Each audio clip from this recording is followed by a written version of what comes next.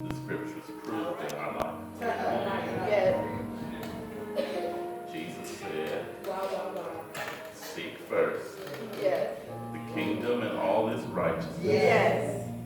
and all other things will be added to you. Yes, it is said. Amen.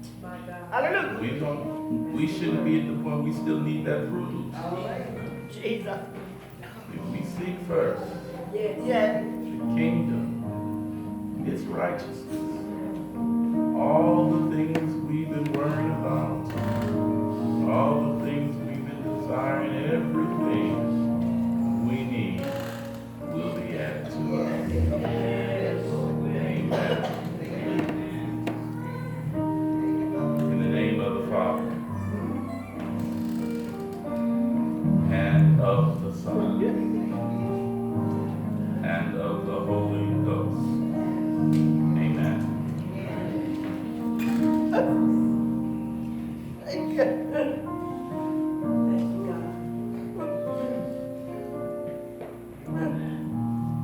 Turn with me to the book of Matthew.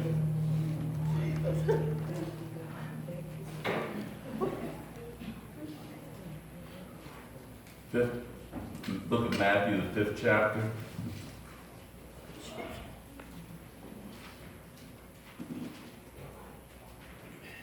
Going to read verses 33 through 37. Yes, Lord. Book of Matthew, 5th chapter, reading verses 33 to 37. Yes, Lord.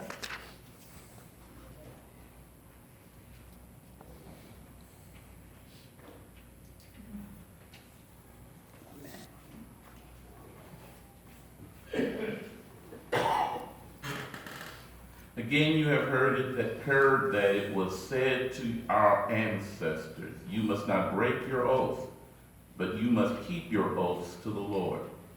But I tell you, don't take an oath at all, either by heaven because it is God's throne, or by the earth because it is God's footstool, or by Jerusalem because it is the city of the great King.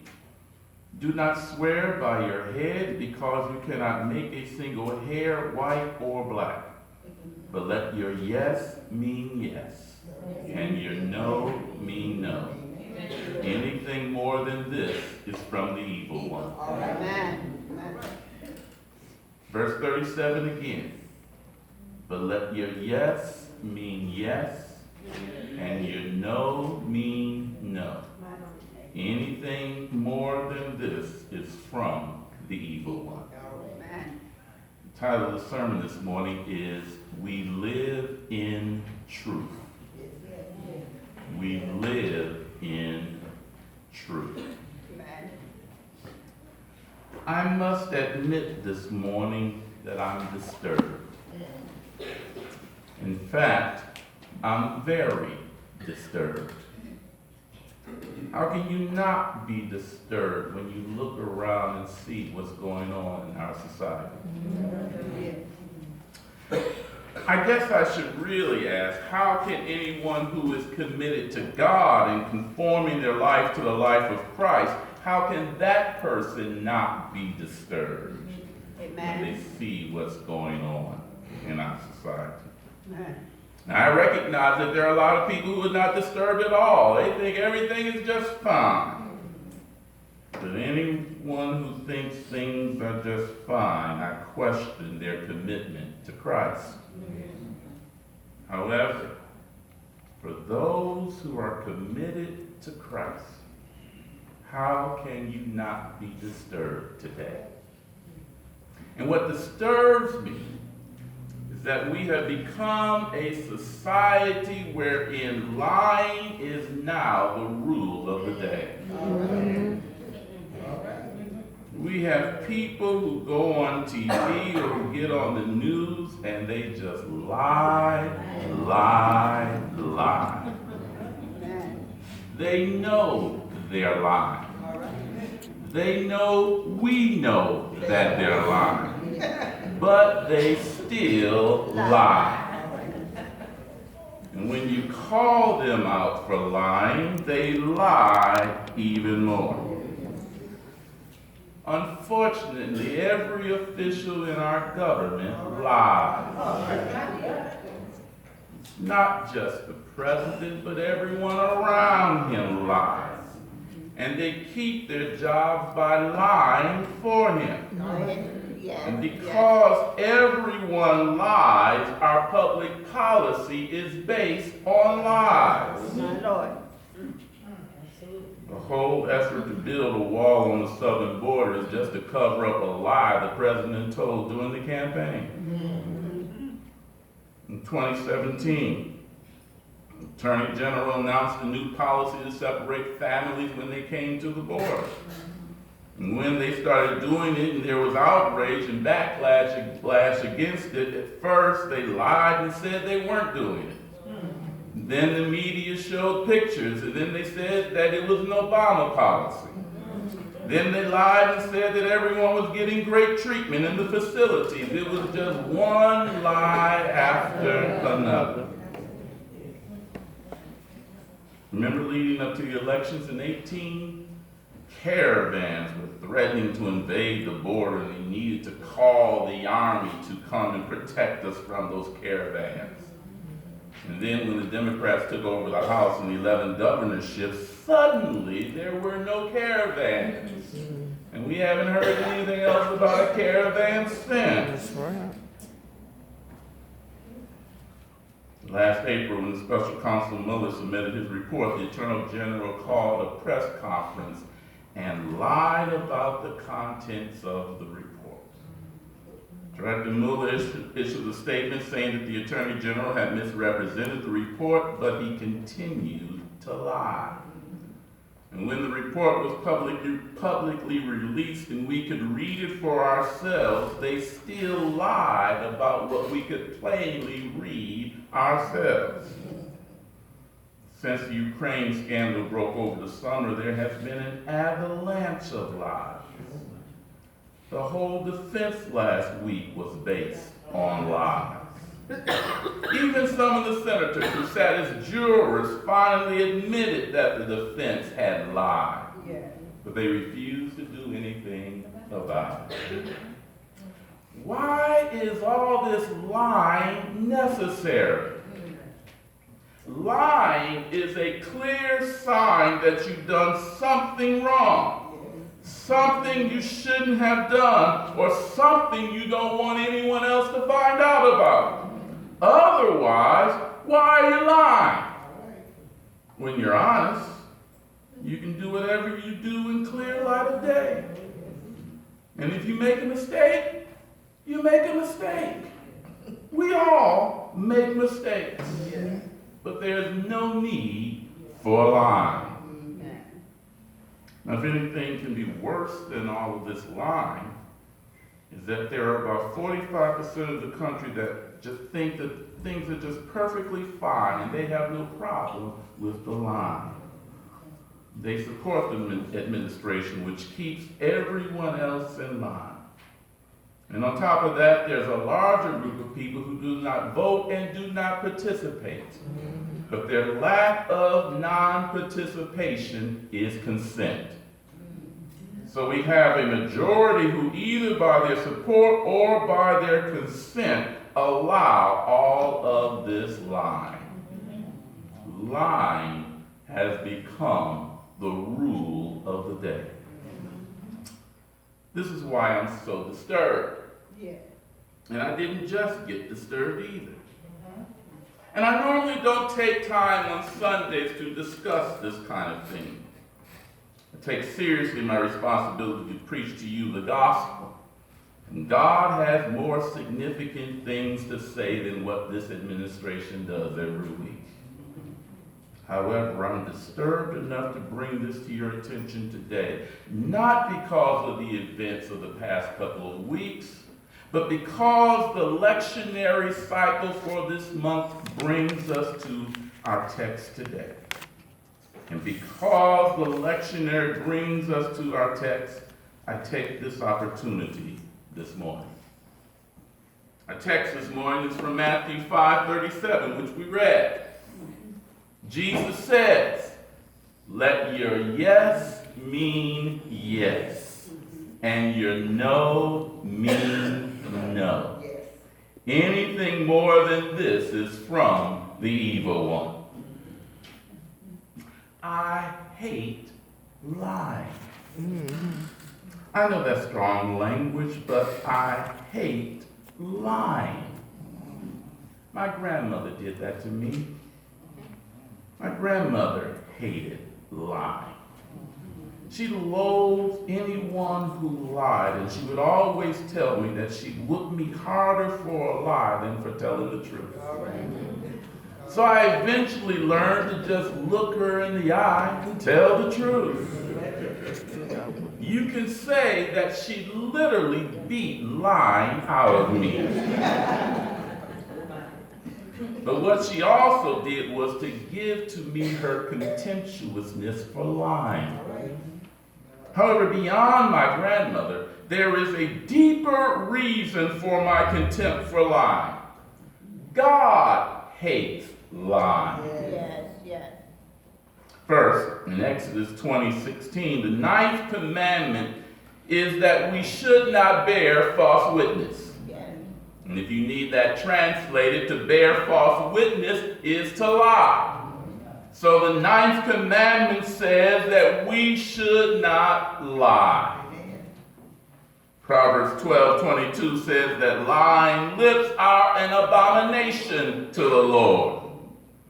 And Proverbs 16:6 says that there are 7 things that are an abomination to the Lord, and lying lips is one of them. I don't need to quote any more scriptures, but throughout the Bible, lying is a sin. And since lying is a sin, not only should we not lie, we shouldn't support or put up with people who do. However, for Jesus, lying isn't even a consideration. Jesus sets a far greater standard for us based on truth. Jesus says, let your yes mean yes, and your no mean no. Anything other than this is from the evil one.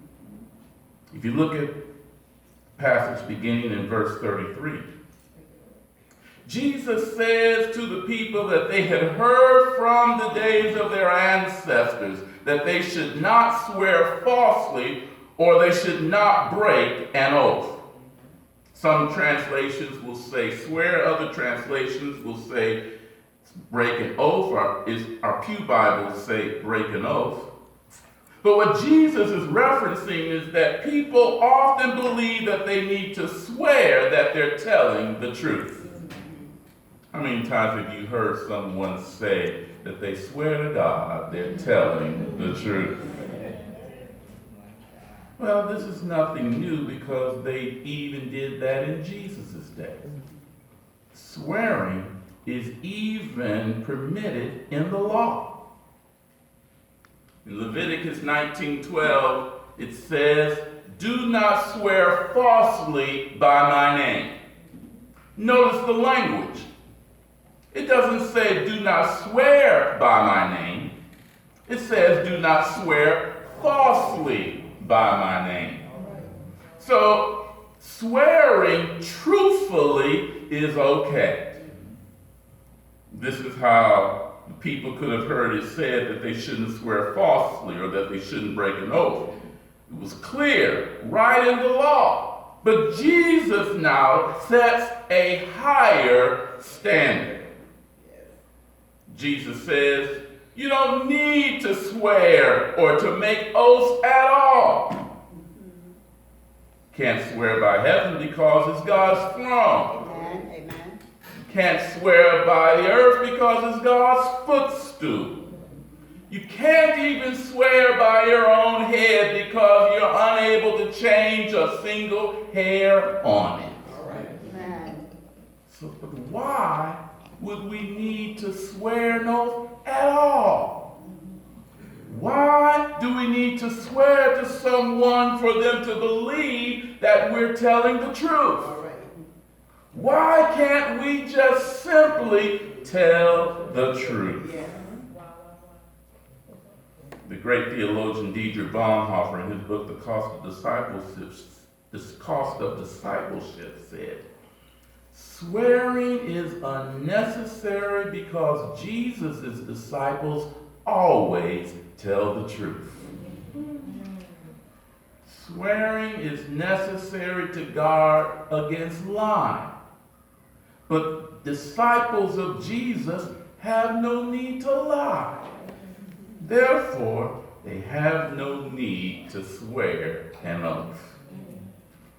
Jesus is telling us that we don't need to swear oaths when we live truthfully. When we live truthfully, all we have to do is tell the truth. Amen. Amen. Our text says, Amen.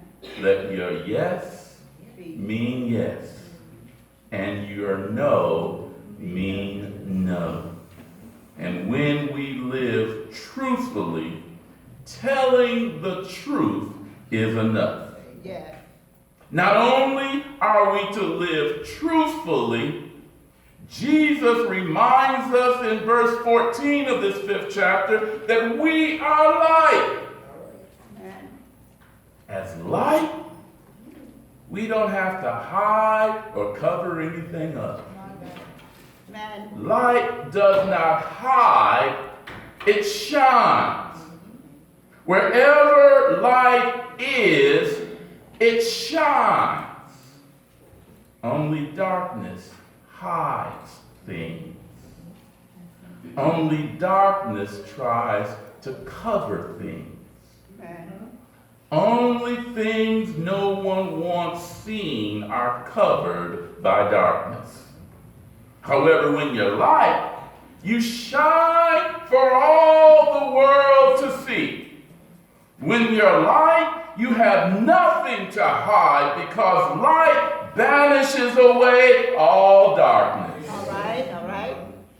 When you're light, you give light for all to see. Yes. Yes. So because we are the light of the world, Right. we do not live in darkness, Come on but now. in light. Come on. Come on. And Amen. because we live in light, we also live in truth. Yes. Yes. Thank you, Lord. Because only truth can stand in Yes. the light. Amen.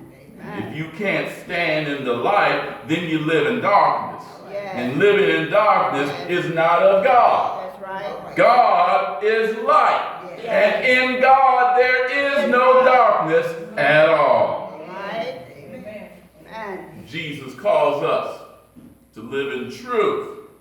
Yeah. And by living in truth, we only speak the truth. Yes. We don't have to swear oaths or try to convince others that we're telling the truth. They'll know we're telling the truth because we live in truth. Amen. And the reason that we can live in truth is because Jesus is the truth. Yeah. He is the truth because he comes from God. Yeah. And because he lives in us, his truth lives in us as well. So by living in him, we can live in the truth. Hallelujah. We don't have to lie. Amen. We don't have to hide things. Amen. We don't have to sneak around and try to cover things up. All we have to do is live in truth. Preach. All we need to do is let our light shine wherever we are. For if our lights shine, they shine in truth. Yes. Yes. All we have to do is let Jesus live through us. Yes. And whenever Jesus lives through us, then Jesus brings his truth into our lives. Yes. Yes. And when we live in him, we live in truth. Yes. And when we live in truth, then we can follow what Jesus said. Amen. We can let our yes mean yes, and our no mean No. no.